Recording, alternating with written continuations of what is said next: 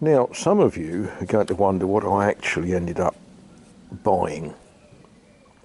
And this was on the shelf in the section where spares for lawnmowers and such likes are kept.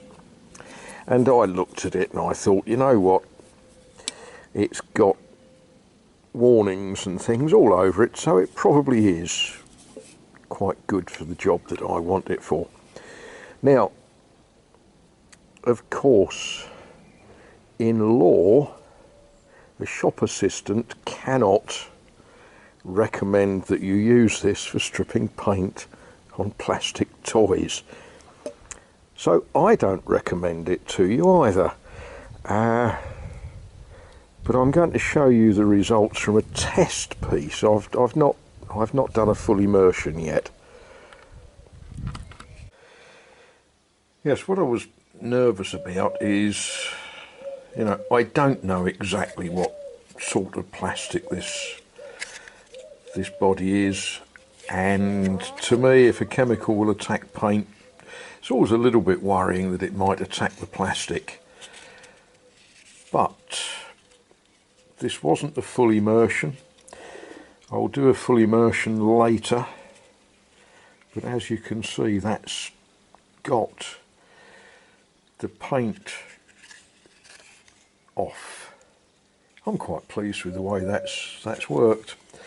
But what I need, because I was sort of looking around quickly, I didn't have something that could take the whole body and immerse it, but I've managed to find a vessel, and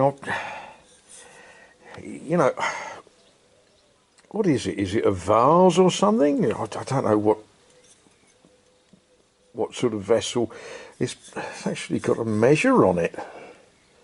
Says it will hold a pint. Yeah, never used one, no idea. Anyway, I'm going to fill that with brake fluid and drop the locomotive body in this and see if we can get some progress while I get on with other things. Well, yeah, total immersion. Got all of the brown paint.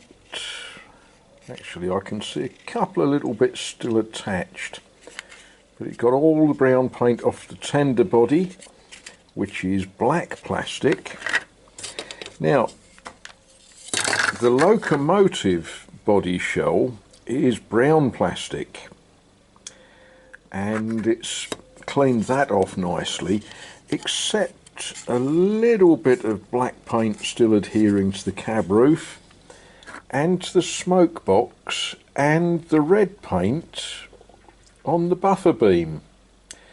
Don't know why it didn't do that, but that gives me something much nicer to work on.